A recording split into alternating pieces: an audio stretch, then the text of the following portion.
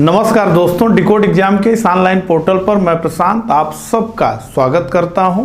दोस्तों, कल होने जा रहे यूपी पीसीएस प्रिलिमिनरी एग्जामिनेशन के लिए मैं प्रशांत आप सभी को पूरे डिकोड एग्जाम टीम की तरफ से हार्दिक शुभकामनाएं देता हूं।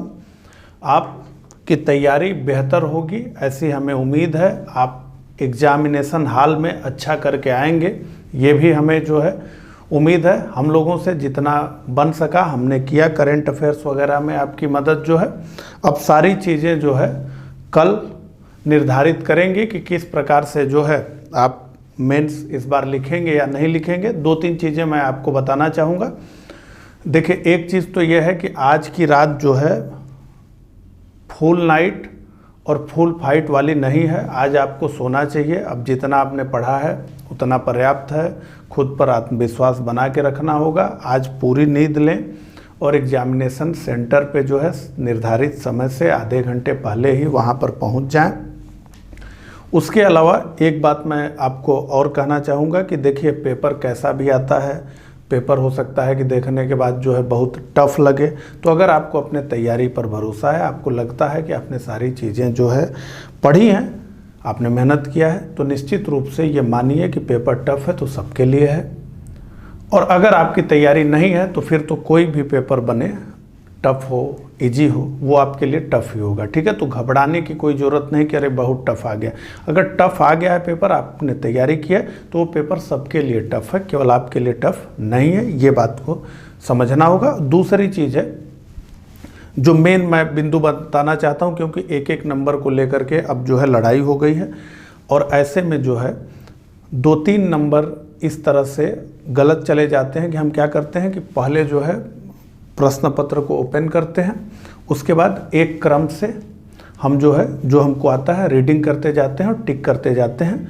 और उसके बाद जब पूरा पेपर ख़त्म कर लेते हैं, यानी 150 क्वेश्चन तक हम चले जाते हैं, तो फिर हम जो है ओमार को भरना शुरू करते हैं। ठीक है, उसको टिक लगाना उस पर शुरू करते हैं। ये एक ठीक रणनीति नहीं है।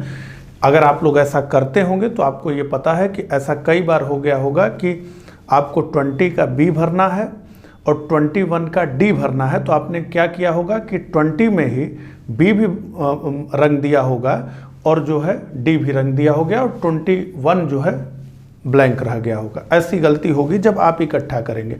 तो इसके लिए क्या रणनीति होनी चाहिए? एक तो ये कि मतलब क्या एक एक क्वेश्चन को हम जो है पढ़ें, टिक लगाएं और फिर गोला भरें। तो ऐसी रणनीति अपनाएंगे तो इसमें टाइम बहुत कंज्यूम होगा आपका बार बार।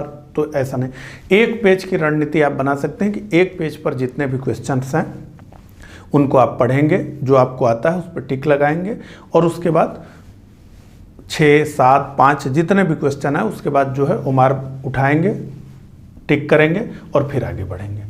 ठीक है, तो ये एक प्रकार से जो है रणनीति ठीक रहेगी। ओमार को किस प्रकार से डील करें उसके लिए। तो ना तो एक एक क्वेश्चन करके ओमार को भरना चाहिए और ना ही सारे क्वेश्चन करके ओमार को भरना चाहिए, बल्कि एक एक पेज के हिसाब से आगे बढ़ना चाहिए। और दूसरी बात जो है, पहले ही टिक लगाने का काम जो है जो क्वेश्चन पेपर है उसमें भी नहीं करना चाहिए। 10 मिनट के लिए जो है बहुत तेज़ी से क्वेश्चंस को पढ़ लेना चाहिए, ताकि जो है एक चीज़ ये होता है कि कभी कभी हम जब एग्जामिनेशन हॉल से बाहर आते हैं तो हमें 2-3 क्वेश्चंस ऐसे दिखते हैं जो एग्जामिनेशन हॉल में हमको दिखे ही नहीं। ऐसा भी होता है, आप लोग एग्जाम दे रहे होंगे तो ये आपने देखा होगा।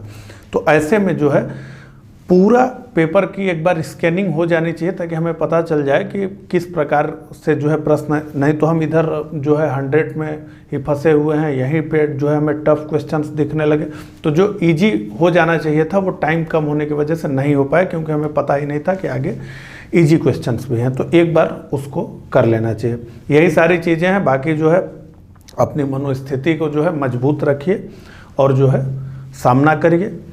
और उसके अलावा आप जानते हैं कि निगेटिव मार्किंग है। हालांकि जहाँ पर आपको एकदम प्रश्न का और उसके उत्तर का कोई और छोर नहीं पता है उसको टच नहीं करना है, लेकिन ऐसे जगह जहाँ पर दिमाग लगाकर आपने 4 ऑप्शंस को 2 ऑप्शंस में बदल दिया है, ऐसे जगहों पर जो है कलेक्टिव रिस्क लेने में कोई दिक्कत नहीं है, क्योंकि आपने वहाँ पर जो है दिमाग का उपयोग किया है। 4 ऑप्शंस हैं, उसमें से 2 को आपने घर हटा दिया है कि ये 2 तो नहीं हो सकते, इन्हीं 2 में से कोई सही होना चाहिए। तो ऐसे में जो है उसको जो है कलेक्टिव रिस्क लेकर के उसे जरूर टेकल आपको करना चाहिए। तो यही सारी बातें कहनी थी।